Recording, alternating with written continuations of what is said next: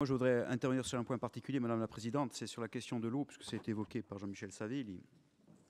Bon, d'une part, évidemment, pour aller dans le même sens que son propos vis-à-vis du plan qui a été présenté à cette Assemblée, qui est financé.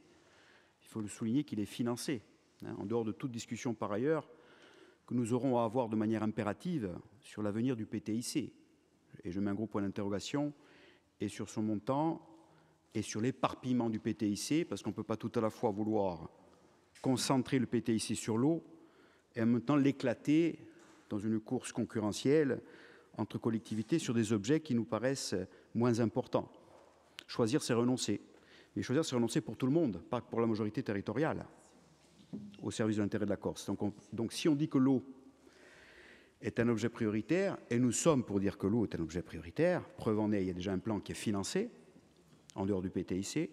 Donc la mise en œuvre de ce plan, je sais, fait l'objet d'un travail de terrain qui va se décliner à la fois pour le stockage, mais aussi pour l'irrigation agricole, puisqu'il y a 160 millions d'euros de stockage et 80 millions d'euros d'irrigation nouvelle agricole. Ça, c'est ce qui est acté, voté par cette Assemblée et financé. Je voudrais insister sur d'autres questions liées à l'eau qui nous posent souci. Je voudrais parler des communes qui ont des problèmes, à l'instant où nous parlons, de pénurie pour le réseau d'eau potable. Et là, nous sommes face à une réalité d'intervention sur lesquelles la collectivité de Corse, de manière non pas extra-légale, quand je dis extra-légale, ça veut dire hors champ de compétences, ça ne veut pas dire de manière dérivée. Nous sommes déjà intervenus, puisque je reviens sur les débats que nous avons eus ici, sur la déficience réglementaire et financière, correspondant en inadéquation avec la spécificité de la Corse, de l'agence de l'eau Rhône-Alpes-Méditerranée-Corse.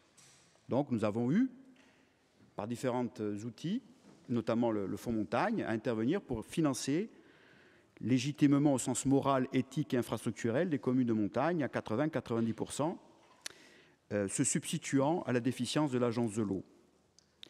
Or, on se rend compte aujourd'hui que dans l'été que nous traversons, je pense à Silvaretch, je pense à d'autres communes, nous avons ces priorités-là à mettre encore au goût du jour.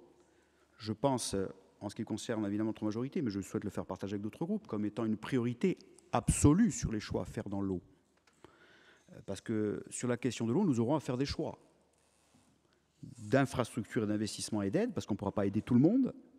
Donc, en ce qui me concerne, je pense que les communes rurales et de montagne et des populations résidentes et qui accueillent aussi des pics saisonniers me semble être une priorité absolue lorsqu'elles n'ont plus d'eau. C'est ce que je voudrais apporter, mais aussi sur la question de la consommation et des choix de filières agricoles que nous aurons à faire dans l'avenir.